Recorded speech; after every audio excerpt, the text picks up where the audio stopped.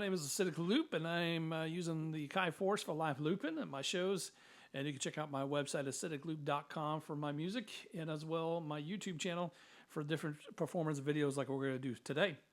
So today I'm going to do one off my album, a song called Chill the Channel. It's an instrumental, and it's kind of a chill tune called Chill the Channel. And I'm going to show you how I create it from scratch, and I'll be utilizing plugins. I'll also be using one loop sample, or wave sample, just because I dig the drum. I can't really recreate it as well as the sample itself. So I'm going to use that sample to show you how to do audio samples and also how to use plugins and how to record. And if you're a beginner, this should be just perfectly fine for you for a tutorial, because I'm going to explain everything I do in real time. I'm also going to incorporate my guitar as well, and probably just play a little bit as well. Maybe do a little music along with it. So yeah, see what we can do with this. All right, so we're going to start from an empty project, and I'm going to get rid of the two that we see here, even though I'm going to add them probably back in as well. So let me drop them out. But we're going to come from a complete clean slate. So what I want to do here is this song is going to incorporate a drum, and it's going to incorporate a bass and a key, and then my guitar. So what we want to do is have an audio for the drum, and then we want to have a plug-in for the bass. Then we want to have a key, plug-in, I'm sorry, for the keys. And then we want to have an audio again for the guitar. Okay, so let's go ahead and label these real quick. So this one I'll just say drum. And this one will be the bass.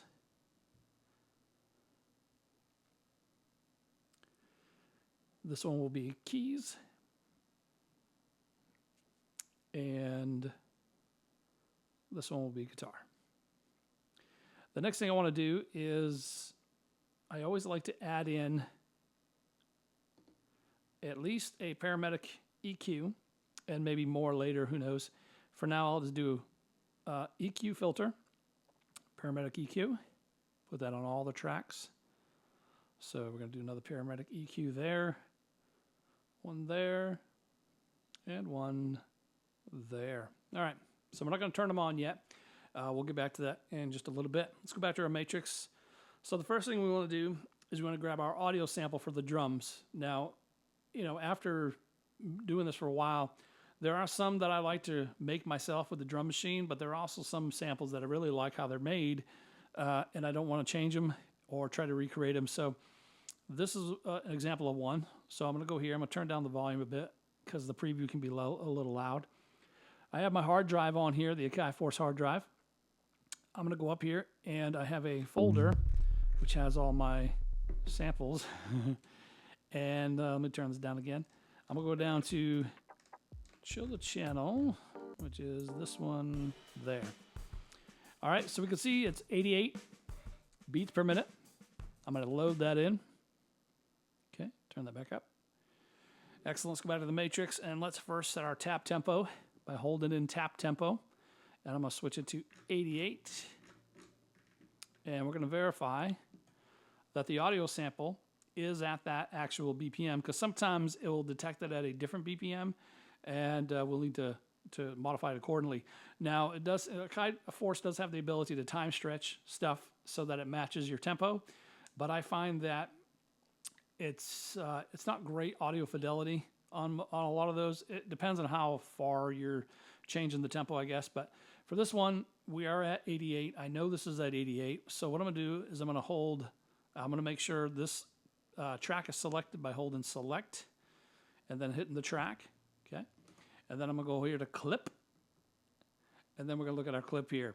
So up at the top, you'll see the grid. If you click on grid right there, then there's an arrow. Let's go ahead and hit the arrow and then touch the sample, and you'll see right down here that it detected it almost there, 87.97.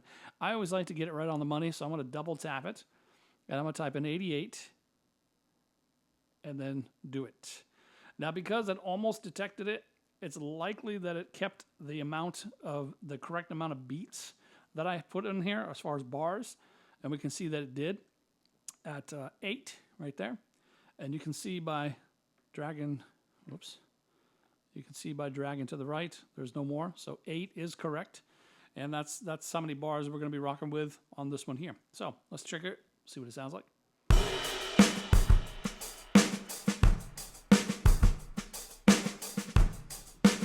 All right, I like it, I like it, I like it, I like it. Let me turn this down a little bit here. It's probably a little loud.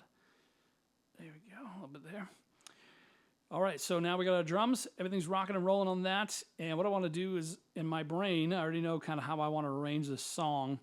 I want to start with keys, and then I want to bring in drums and keys, and then I want to bring in drums, bass, and keys. And there's going to be parts of the song where I just want to go to keys. So what I'm going to do is I'm going to go ahead and hold copy right over here, select the pad for the drum, hit the next one, hit copy again, and go to the next one. And what I'm going to do is I'm going to delete the first one by holding delete, and I'm going to get rid of that first one. All right? So I'm going to have just keys on this very first one. This is, by the way, what they call a, what do we call it? I'm trying to think of the word phrasing because it's different between different, like Ableton Live and different things like that. But essentially, when you have a launch button over here, these are what they call the scene, as it were. And these would be what they call tracks. So going up and down, you have tracks, and then going across, you have scenes. And in each one of these tracks, you can have as many clips as you want. And when you get down to the full amount that's here, then you just hit this up and down arrow right there to move the screen around to wherever you want it to be in this particular case. But there is a limit to how many you can have for some things, such as audio tracks. You can only have 8 of them at all. Period, per project. And that's the same thing as well, I believe, for plugins. And I can't remember what the other one is. I think it's unlimited for key groups and drum tracks, but don't quote me on that. So in this particular case, we only need to deal with 4, so we're not going to reach that limit, so we're good. So the first scene will just be for keys, and we're going to do that next. But I want to make sure I had my drums in for the next 2, because, you know, that's what we're going to do. Actually, you know what, for now, I'm not going to use a metronome in this, so I am going to use the drum as a way to guide what I'm doing. So I'm going to copy that drum back to the top there, just until I make my keys, and then I'll delete the drum off of it, okay? All right, so now what we want to do is we want to switch over by hitting this button down on the bottom here, and it will track select over to the keys one, or you could have also done it here on the top. I'm going to go to Menu, and I'm going to go to Sounds. And by default, it gives you this screen here. Now, by default, in the Akai, you have ones like the hype synth, the tube synth, bassline, and electric and drum synth, I believe. I've bought some other ones. Additionally, I've bought the Fabric one because I really dig the sounds on that. Fabric XL would be a lot heavier on CPU and RAM usage, so I tend to not use those. Same samples, I believe, as the Fabric, just lower, just more samples and better audio fidelity. So some of these I don't use a lot in projects, but what we're going to use today is we're going to use the Fabric one because that one's decent on CPU and RAM, and that's something you have to keep in mind when you're making your tracks. Now, I've already went through and found sounds I like, and once you find a sound that you like, you can go here where it says Sounds, right up here on the bottom, and you can hit that again, and it will go now to Favorites. And when you do find one you like, you just simply go to the sound, and then you hold in on one of these pads, and it will make it as a favorite. So in my case, I have a Gentle Tines on one that I like, so I'm going to select that, and then I'm going to hit Edit Instrument so that you can see the instrument itself right here. And now I'm going to go over to Note Mode so I can actually be able to play. But it's got a really nice electric piano sound that I'm really digging. So we're going to use this for today. And what I'm going to do here is I'm going to switch over the note. Now the song itself is going to be in the key of G minor. If you're familiar with music theory, that would be the B flat major scale, essentially. So all the notes that fit within the B major scale will also be able to be used here in the song. This one in particular is going to utilize the 6th. Now, if you're not familiar with what I'm talking about, short little music theory here. I'm going to hold Shift and Note, and I'm going to go here to B flat, which in this case is A sharp. They're the same, and harmonic. And I'm going to say major, and I'm going to say start on the root. So what this means is that in a major scale, do, re, mi, fa, sol, la, ti, do, for Western music, everything's kind of built off of that scale. So in this case, this first one here is your root, and this last one is your root, okay? An octave higher. So this is a B flat, and this is a B flat as well, but higher. And then the notes in between are the major scale that we have. So I do it by numbers because a lot of times people have a hard time understanding or remembering the note names themselves. So I'm just going to do this based on numbers. Okay, so 1, 2, 3, 4, 5, 6, 7, 8. So essentially you have 7 playable notes in the scale, and then 8th is the octave. Now in this particular case, whenever you make a major chord or a chord at all in the major scale, they have what they call triads, and that means three notes. And the formula is the 1, the 3, and the 5. So if I play a 1 and a 3, so 1, 2, 3, and a 5 together, that is a major chord. In this case, being the B flat major chord. Okay? Now if I go up and keep the same pattern, the same shape, but I move up 1, this is now another chord within the B flat major scale. In this case, it is a minor chord. And a way to remember this really easily is, between major and minor, is that the 1, the 4, and the 5 of every single major scale is always going to be a major chord, always. So anytime you're thinking, hey, I want a song in B flat major, which there's not a lot probably for that, and I want to know what major chords I can play. Well, it's always going to be the 1, the 4, and the 5. So in this case, the 1, go up to the 4, that's a major chord, and then go up to the 5. Okay? So that's always going to be the case. Now, the 2, the 3, and the 6 are always going to be minor. So you can hear the difference, right? You can hear, here's major sounding, real nice, happy sounding. That's a minor. That's a 2, and then you go up to the 3rd. That's also a minor. Then you have our 4th, which is a major. Then we have our 5th, which is a major as well.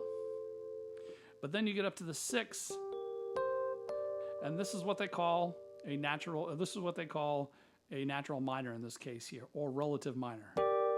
In this case here, this note is a G, and this is the relative minor of B flat. So whenever anybody says, hey, I'm playing in the key of B flat, generally they mean B flat major. If they don't specify, they usually mean major. If they come out and say, I'm playing in G minor, well, that's true. They are playing in G minor. They're specifying the G minor, but what they're not saying is it's actually a B flat major scale. We're just emphasizing the 6th note in the scale because it's all the same notes, because it's a relative minor to B flat. So in this case here, we have our G minor, which is the 6th. Now the 7th is something they would call a diminished, and it's not used a lot in Western music, so we won't get into that. But that's also another part of the scale as well. But just remember, the 1, the 4, and the 5 of any major scale is always going to be major chords. Okay? And the 2, the 3, and the 6 are always going to be minor. I'm choosing, in this song, to stay all in minor. I could do a G minor and then use the 4, as it were, and do that chord as a major. I can add that in there. I can have major chords within my minor song. It's no big deal, and it will sound good because it's in the same scale. I choose to use the 6, the 3, and the 2 in this particular song. In this case being the G minor, the D minor, and the C minor. Okay? So that's what we're going to be using today for that. To make it a little easier, I'm going to switch over again to note, and we're going to go ahead right to the G. And I'm keeping this in scale mode, which you can see right up here, scale. And I'm going to go ahead and switch that to natural minor. Okay? And it's very similar in style, very similar in how you make a chord here. But this time, instead of a 1, 3, and 5, you would do a flat third in this particular case, but don't worry about that. So now that you kind of have the idea of what I'm doing, I am using a G minor, a D minor, and a C minor in this particular case. So we're gonna start off with that chord, and then I'm gonna add in, let's see, I think I'm gonna add that one in for the D, and then let's see, what do we want to do? I think we'll do that one.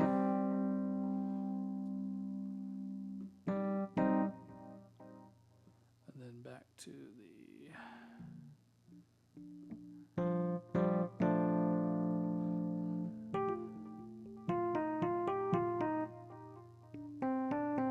Yeah, I think that's what we'll do. 1, 2, 3, 4, 5. Okay, so that chord there, I'm just trying to remember how it goes in my brain here. That one. And then we'll do a...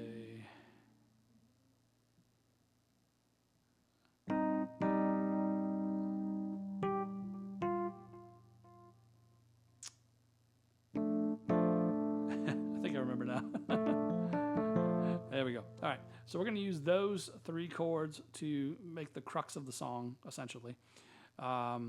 But I'm going to use the drum with it. So let me go ahead back here to launch, and we'll launch that.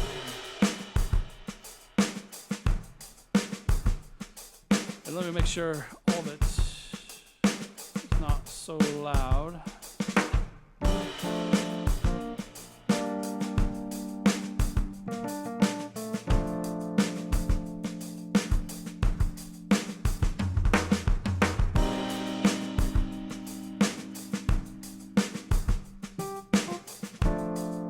That'll work. All right, so what we're going to do here is show you how to record using the force on this here, now that I kind of got the chords worked out that I want to do. So instead of using the click track, I'm going to use that, but I'm still going to have the click track going in the back. I don't think it will mess anything up, but what I'm going to do is hold shift, and I'm going to get rid of the time correct, which is down here on the bottom, because I want to play it as I play it. I want it to record it as I play it and not make the changes to make it quantized, because there may be a little bit off when I'm doing the bass. So I think we're good to go with that. So let's stick with that for now. And let's do, oh, sounds like my dog is snoring away here. Hey, girl. Stop it. All right. So let's see. So what I want to do in this particular case is first set how many measures it's going to be. Now, I'm trying to remember how many measures it is. I think it's, let's figure it out here. So I'm going to go to my clip, because I'm trying to remember how many measures I actually have this. I think it's 12, but let's verify. So I'm going to make sure this first track is selected. I'm going to go to clip. Now this is 8 measures. So let's do this.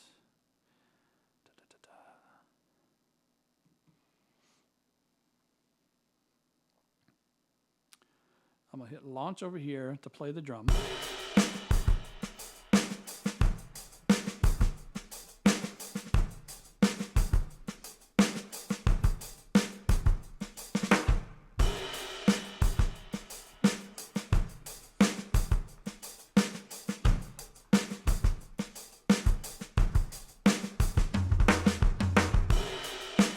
Okay, so I think all of that will fit in 8 measures, so let's do that. So I'm going to go ahead, hold shift, and then down here on the bottom, you'll see this one for, what does this say? Length. Hold that in, and I'm going to set this to 8. I'm going to say, hey, whatever you record in this next clip that I'm going to do, make sure it's 8 measures and then stop recording after 8 measures. Now what I also have set is if I hold shift and go to metronome, you'll see here that I've got it set to record, only turn on when it's recording, and only to play when it's recording. This will allow me to get a count in, right? So a 4-beat count in, and then I can start playing. Okay, that's the idea of what I want to use the metronome for. If it gets off a little bit, that's fine. I'm going to follow the drums basically, but I just need that 4 count to come in on it in case it gets off a little bit. All right, so we got that ready to rock. Let's go back to the matrix. What I'm going to do now is go here to the very first one because I'm going to record a keys right here. I'm going to hold in and I'm going to say create. It's going to create an empty clip and it's going to be ready to go for 8 bars. Okay, so we're good for that. Now what I've noticed that in its current state, you can see that, take a look at how these look color-wise. If I hold stop, see how they went solid? It seems to be I have to do that every single time or else it will start immediately and not do the proper recording. So just remember that when you're ready to start recording a clip, make sure they're fully stopped, these other ones here. Next, what we want to do is we want to do what's called a record arm on a track. In this particular case, down here on the bottom, you can see record arm, select that, and then select the track that you want to record on, in this case being the keys, okay? Now, in this particular one, if I hit launch from here, it'll just play, okay? It won't record. The reason why is because I actually have to arm it up here. I have to also hit record here. So that's flashing, and that's ready to rock and roll, but now I need to switch over to note mode so I can get this done, ready to go, okay? So hopefully I don't screw it up. This is a working session. Let's see what happens. What I'm going to do is I'm going to hit launch. It's going to give me a 4 count, and then it's going to start recording. I'm going to start playing. You ready?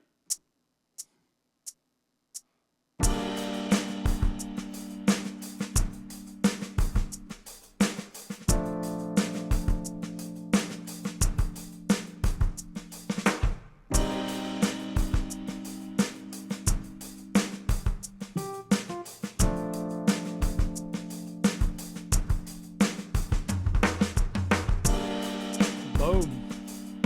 Just like that. So now you can hear. That's a little out of sync there. Let me stop that for a second and try it again. Let's see if it syncs up.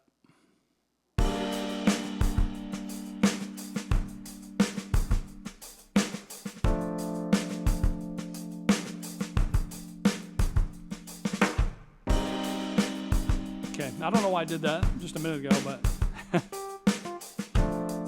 we're in time, we're ready to rock and roll. Sounds good, and loop. All right, we are good to go. So the keys are done. That's awesome, loving life. All right, let's move on to the bass now. So let's go over here and switch on, click up launch over here, and then we'll click on our next track, which is our bass. We don't have a sound yet, so let's go ahead and pick a sound. I'm gonna go to sounds, and I'm gonna pick the double bass. I really like this one. It's got a nice jazz bass feel to it. So what I'm going to do in this particular case, though, is I am going to change.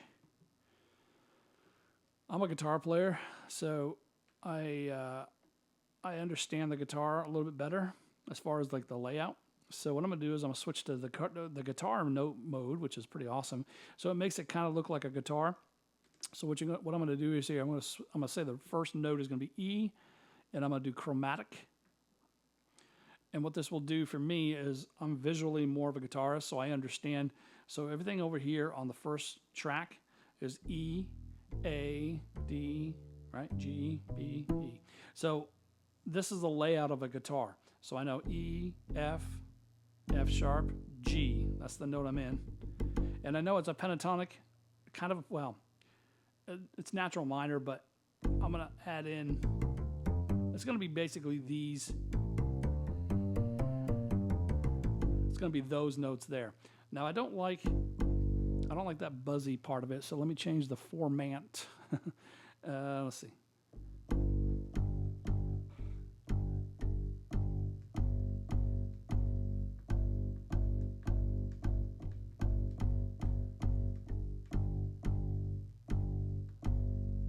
Yeah, that's pretty good.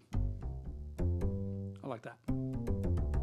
And this is pretty sweet. This is one reason I really dig this Akai Force with the plugins and stuff, because even after you record it, you can change the instrument later, and it's just taking the MIDI information and doing all that stuff. So it's pretty awesome, which, by the way, I forgot to mention, all this stuff is being recorded as MIDI. So if you go here to your keyboard track and you select it and you go to clip over here, you'll see the different piano roll for it right here. So if you did screw up and have any type of missed notes or anything like that, you can come in here and edit it. It's pretty awesome. All right, let's go back here to the bass. All right, so the basic riff of this song, I'm gonna do like a bum bum bum bum bum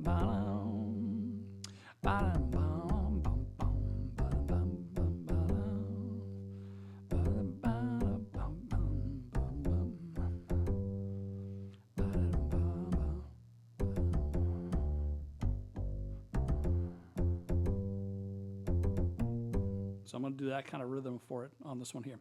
So what I'm going to do is go back to launch. I want to play along with the drums and the keys at the same time. So I'm going to go ahead and copy the key, just like that. I hold copy, hit the pad that you want to copy, and then hit the next pad that you want to copy it to. So now the first track has the keys and drums. The second track has the keys and drums, but we're going to record a bass in this second scene, okay? So I'm going to go back down here. We're going to keep it the same 8 notes. So unless I've changed it, it's going to keep it to whatever I had set it previously. So it's going to be 8 bars in this case. So we're going to go ahead and hold in and do create again. So now it's created an empty track, ready to take the bass, ready to rock and roll on this one here. So yeah, I think we're ready. There's my G. Let's see what we do. Again, we'll keep our timing correct off, and let's go ahead and make sure this is armed. So record arm and make sure that this one is armed, and then hit record up here. Now it's ready to rock and roll. So we'll hit launch, and it will just record to this particular track there. Okay, ready? Let's do it. So by the way, we're hitting the second launch button so that it's launching the second scene and recording. I already screwed up. Okay. So that's a work in progress. So I'm going to hold in on that, and I'm going to delete that information and create it again. Again, it's armed, hit record, and hopefully we get it right this time.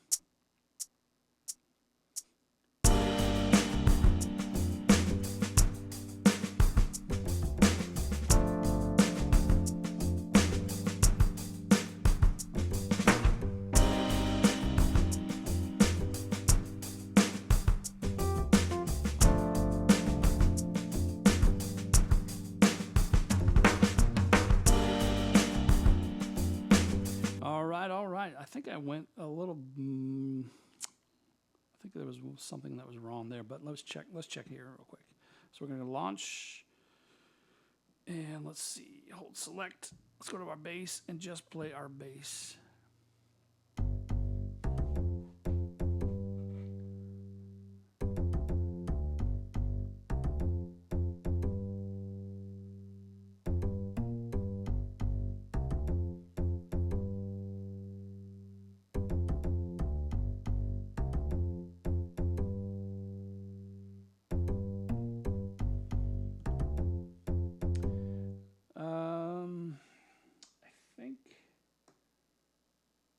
Yeah, I'm not going to get nitpicky with it, but towards the end, there's one that's a little bit delayed that I should move.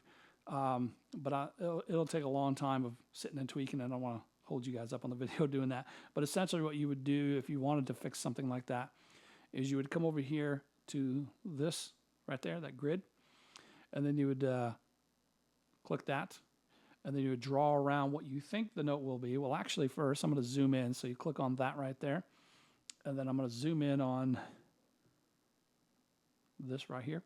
So let's say I wanted to modify this note here. I would hit that select and then drag. Oops. Drag and select that. Now, if I think that one's off a little bit, I can see where it says nudge right here. Okay. So where it says nudge, I can just nudge it and I can have it snap so it snaps to the grid. In this case, I don't have time correct on, so it's not going to. But I can just nudge it this way or this way. You know what I mean? So might as well, while we're in here, let's just listen to it. I said I wasn't going to do it. But I think that's the note I'm thinking is just a little bit off, a little bit, timing-wise.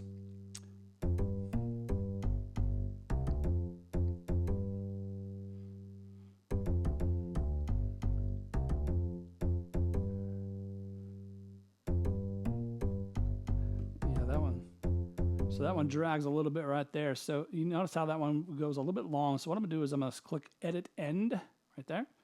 And I'm going to bring that end down just a little bit, just like that. Now, we're only going to do this one more time, and then we'll go continue on.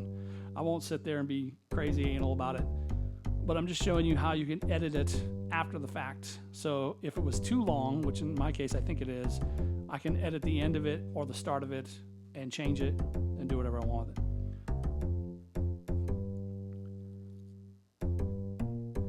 Yeah, that'll work for now. It's not perfect, but it's good. Good enough. So that's how you would edit one of your clips in this particular case, okay? So let's go back to our matrix. All right, so we got keys, and we got drums. So let's go ahead and let's do this. I am going to hold copy, and I'm going to copy the bass to the next track, to the next scene. I'm going to hold delete, get rid of the first drum, and I'm going to get rid of the first bass. So the way I want my song to go is I want it to start with just the keys. Then I want the keys and drums to come in, which would be the next scene. And then I want the drums, bass, and keys to come in all at once for that. So I'm going to hit copy and copy that in. Next, what I'm going to do is I'm going to hold shift. And down here on the bottom row is your is when you want a measure to come in. For me, I want to hold, let's see, what is it, two bars. So I want to wait 2 bars for it to come in. The reason why is because I play live and I play usually with a guitar. And because I'm operating this with my hands live at shows, at concerts, I need to be able to go bing like this with my hand and come back to be ready to play whatever it is. If it's only like 1 bar before it switches into the next scene, it doesn't give me time to get back and get ready to jam. So this allows me to have a 2-bar buffer, as it were, to get back and get ready to jam out, you know, whatever it needs to be. So I'm setting it to 2 bars. 4 bars is a little too much for me. I don't really need that. When I play live, it's usually just 2 bars, and that's it, okay? Now what I also do when I perform is I set it to clip stop, because I like to sometimes, for dynamic purposes, maybe cut the drums out, maybe cut the bass out, and then bring it back in. We'll get into that when we get into the performing part. All right, so we now have drums, bass, and keys. Next, what we want to do is go to the mixer and check the volumes real quick. So I'm going to go to the volume, and let's see what they all sound like together. So I'm going to launch this 3rd scene right here.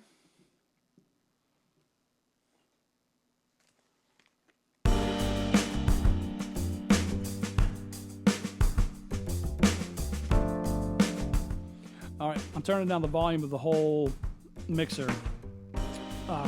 Of the whole track thing, so you guys won't hear, you can hear me talking. So you don't really want it to go above 0 dB, because you always want to leave a buffer for any mixers later on that may be producing the records or whatever you're doing. So typically I don't want that to go above 0. And 0 is where it's at right now, the line. So it's getting really close, and you can see the drum is peaking a lot higher than the other ones. So I'm gonna drag the drums down just a little bit with the volume slider right here. I can also do it by dragging this here. But I'm gonna bring that down just a little bit, just so it's about probably about -3 is its normal range, probably like that. And then I'm gonna bring the bass up a little bit. Yeah, there we go. And then I'll probably bring the keys up a little bit. All right, let me turn this whole thing up a little bit more. Okay, so the keys are going about almost to -3, which is pretty good. Bass can go up a little bit more probably. Excellent. All right, next what we want to do is I'm going to go over to my effects. My input effects. That's it. Now, I'm definitely not a mixer and master and engineer, but I've been doing some reading to get my sound a little bit better and trying to understand differences. So I'm definitely no pro on this, so don't listen to absolutely everything I say is gospel, but from what I've been reading, this is kind of what I've come to. So for the drums in this particular case, the frequencies that you're dealing with when you're dealing with music is you have the -20, I think it is, to 2K or something like that, 20K. What is it? -20 to 20K or something like that. I can't remember what it is. I'm horrible at this. I think it's -20, so like 20K. So that -20, like that real low stuff, that's for like your sub bass and all that kind of stuff. And there's some speakers out there that don't even register that low a frequency. So you kind of want to mess around with frequencies that are nice with each other, that play well with each other, and the ones that usually are the conflicting ones are the bass and the drum, because they kind of operate in the same kind of frequency a little bit. So what I like to do with this one here, for the Paramedic EQ, I kind of dig the light right up here, the light smiley, which is the first preset. I tend to like that for the drums. Let me go back here and make sure I'm on my drum one. There we go. So I'm on my drum one here. So I kind of like the sound of the, we'll go through a couple of them here. So there's the light smiley. Heavy smiley's got a little bit more clip into it, I think. That's the radio, that's kind of cool. Thicken. Usually it's between that and standard I like. But that's really, really hot and heavy. So I kind of dig the light smiley, I think, for this one. And I'll show you the reason why. So over here on the Paramedic EQ, you have the high and low cut right there. So typically when you're dealing with drums, you don't really have to deal with a lot of higher frequencies. So they have these things they call high pass filters and low pass filters. And sometimes they're also called high cut, low cut. And so it's kind of weird that they're the same. They do the same kind of functions, but they're weird. They're named different things. I'll just go with the high pass because I think that's what they call it here, right? Nope, I'm sorry. They call it high low cut here. So high low cut. In this case here, when it's the bottom one, which is the low cut, you're basically saying cut below a particular frequency in this one here, whereas the high cut saying whatever's above whatever I've set on this knob here, take out. And that's just to eliminate any type of different ambient noise that doesn't need to be there. In my case, for the drums are typically going to be probably around the 60 hertz area. But that's also kind of where the bass is at as well. So typically what I'll do is I'll just kind of keep this low cut maybe around 35. So I'll turn this on. I won't really mess with the high cut. Sometimes I will, but I'm not. Well, I'll do it for this one here. Let's see what it sounds like. Let's hit the drums.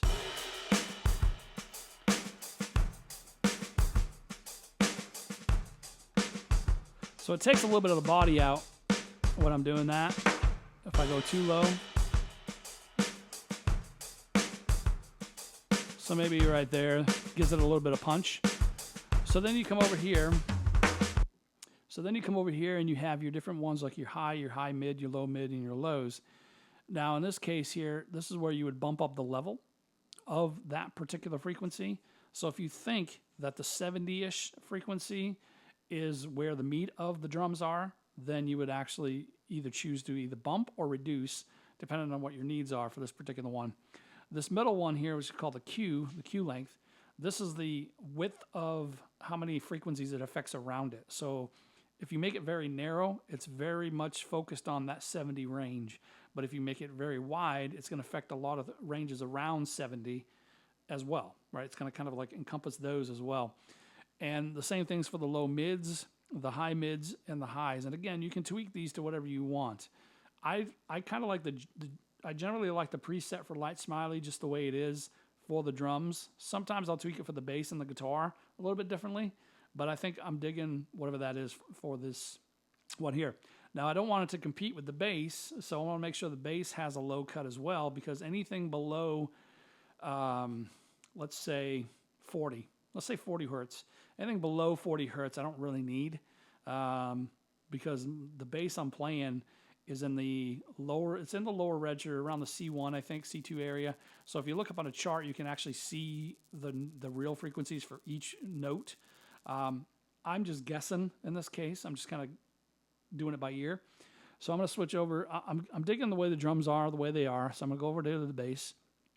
I'm going to switch this to light smiley as well. Sometimes we'll go with standard because sometimes standard sounds a little bit better. Matter of fact, let's see what they sound like. Oops, let me turn that off. Let me just get the bass here.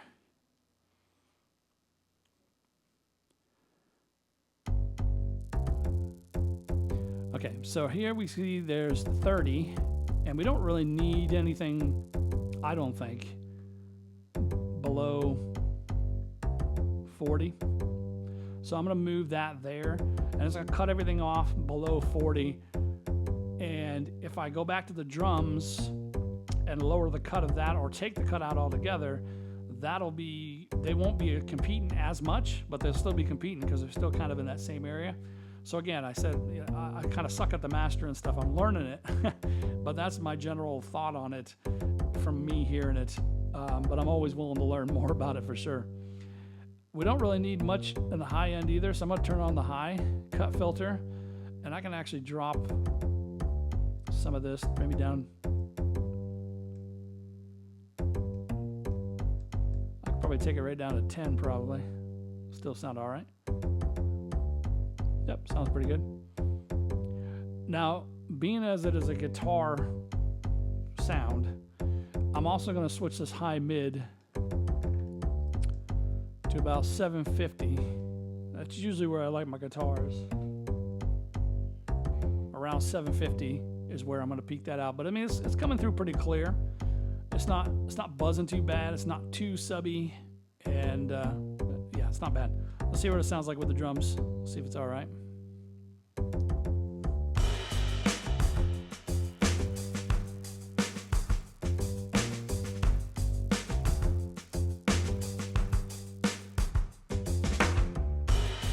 So it's not too bad.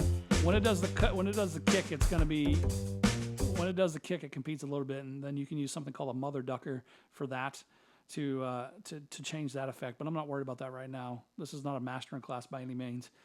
So I'm going to stick with that. I like that. I like the low cut the way it is, about there, a little bit about 40. All right, let's go to the keys now. Now the keys operate in a little bit higher frequency. So the meat and potatoes is a little bit higher, so I can actually cut quite a bit out of this, probably. Let's switch to the, again, for some reason, I just like the light smiley. I like the preset. Let's go with the keys, just the keys.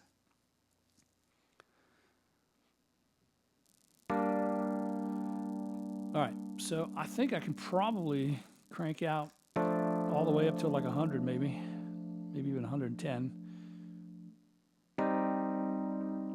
I'm going to keep the high cut filter out. I don't want to lose any of the body of the higher end. That sounds pretty cool. And if I want, I can increase the higher parts like this higher range. Let me bring this range down a little bit,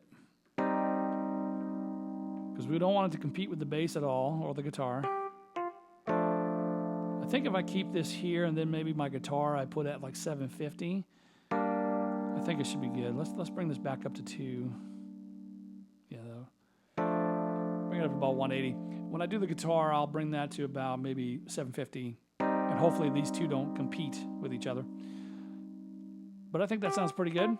So let's see what they all sound like together and take a look at the volumes again. See if they've modified based on the EQ. Okay, they're still pretty even. I still want the drums a little hotter than the rest, so I'm fine with that. Bass is coming through pretty good and pretty clear. I could probably bring the bass up just a little bit.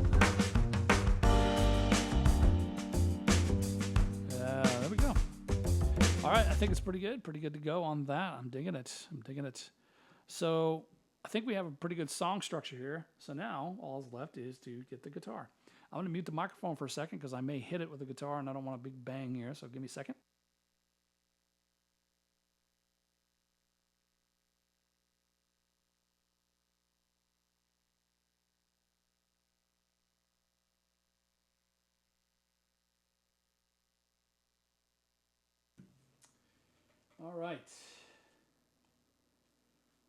All right, so I got the guitar, and what I've done is I've plugged the guitar in to the back stereo, because I do like the pan effect that I have on here, so I'm not using mono. So I've got both inputs 1 and 2 for the guitar. So what we're going to do is we're going to go over to the mixer, and we're going to select the guitar. Now, you have to do this as an audio clip when you're recording either your vocals or your guitar. The other key thing is that I'm not going to record the guitar. I'm just going to play along with it. But if I did want to record it, one thing to remember is you do not make a clip. Okay? Do not make a clip because it won't work. You actually have to have an empty clip. Select the track or the clip area that you want, but you'll still arm it and then record and do it as normal.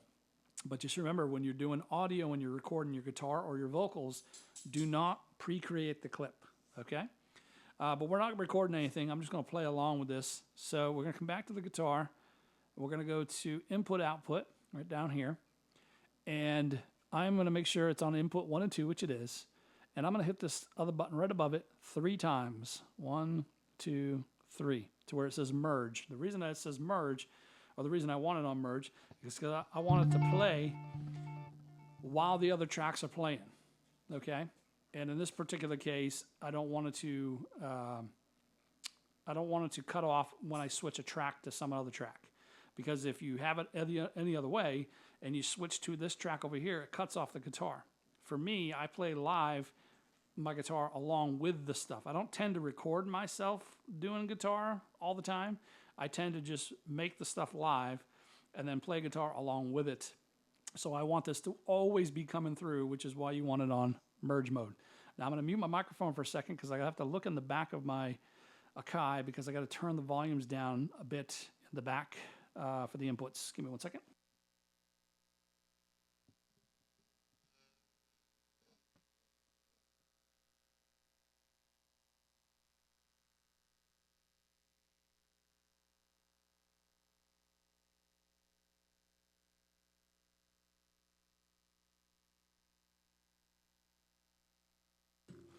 All right, I think we are ready to go. Let's see what she sounds like here.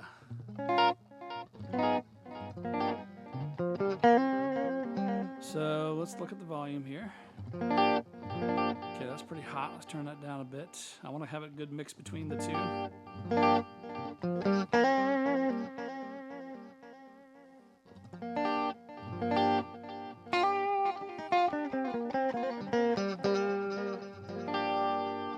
Okay, not bad, not bad. All right, let's go to our effects and go to the Paramedic EQ. For this one, I want to stick to the light smiley as well.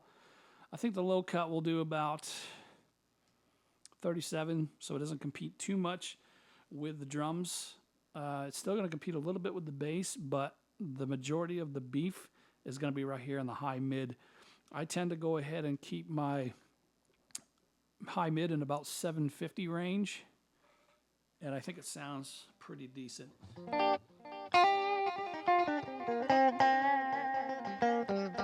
Doesn't really cut too much. All right, cool. So here's what we'll do. We'll perform it a little bit here, and we'll see what she sounds like. So first thing I'll do, usually when I perform this live, is I'll start with the keys, and I'll just start just like that.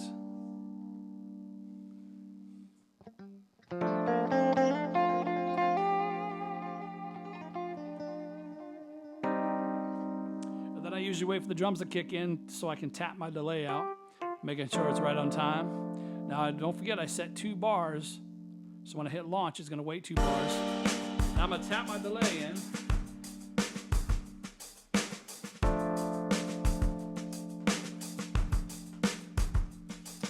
All right, should be good.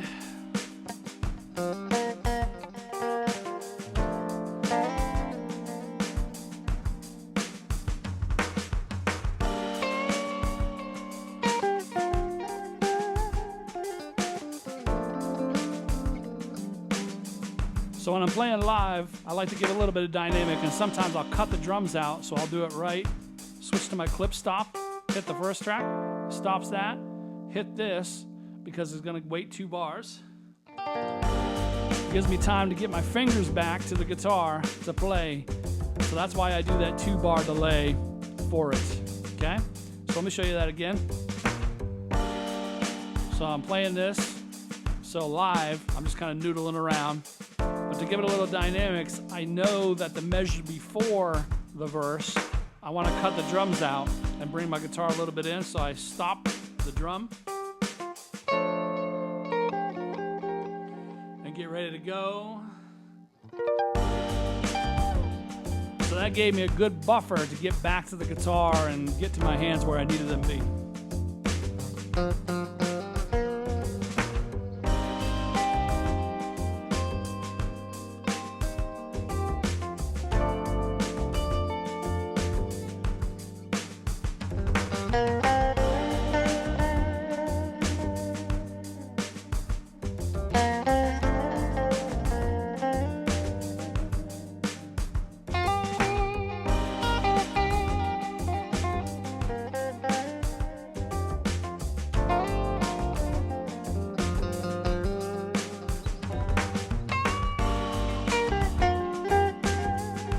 So usually about here, I'm checking to make sure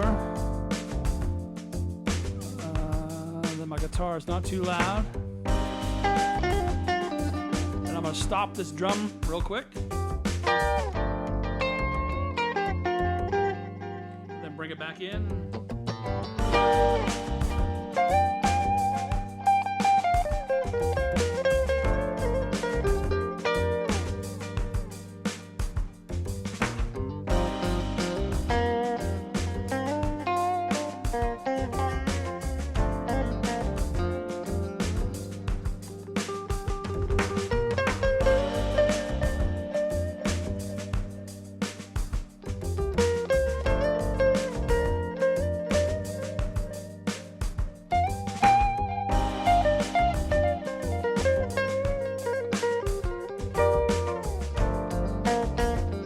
I'm gonna go back to just the keys.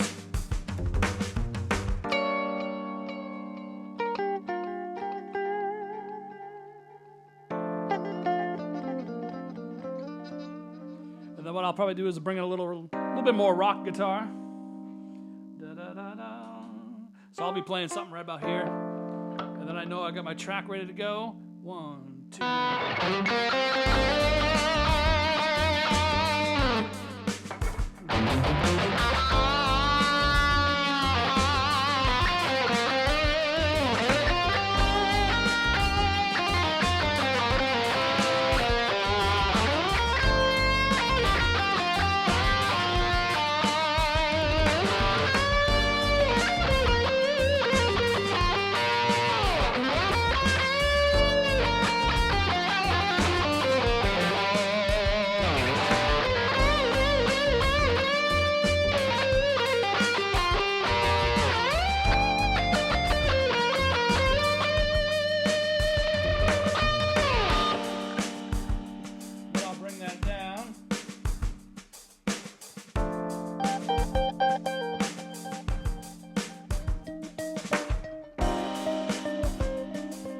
Like a little jazzy riff there or something like that. And then I'll do the main riff again.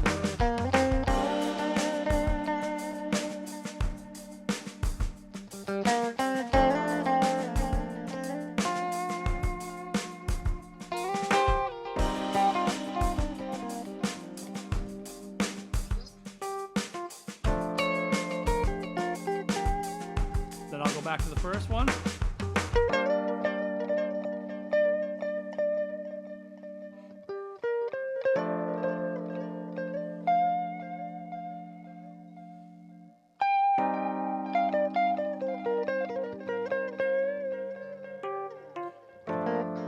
And I'm going to hit stop all. I know it's going to wait that 2 measures. And then I'll end it right there. Performance is a little bit different when I'm standing and playing the full thing. That's like, I cut this way short, but usually during live, I'll just kind of go off for a while on that riff there. And but hey, I'm just noodling around showing you how it's done here. But it's usually a lot better when I'm standing and I have freedom of movement to do whatever. But that, you get the basic idea. This is what I use for all my live set. I do a kind of a style I like to call funkasola jazz, where I take some funk, soul, jazz, a little bit of rock, and just kind of blend them together with all kinds of different things with this Akai. I don't prefer to use a lot of wave loops, pre-made samples. I prefer to use plugins and bring stuff in. But every now and then I like to use the drums that I'm not very good at drumming out on the drum machine. So typically you'll see me do something like that. But generally I'll play like the keys and the bass and the other samples along with it. And I'll definitely play the guitar, just by myself. I won't use guitar loops or anything like that. But yeah, I hope you guys enjoyed that. That's basically how I make a track, and then I'll save it as a project. And every time I load it, it's already going to be ready to go with the guitar as it is, and the sounds and the mixes and all that kind of stuff. But yeah, if you have any questions, let me know. And hope you guys check this out on my YouTube here, and then subscribe and do the notification bell, because I like to do, like I said, a lot of live performances.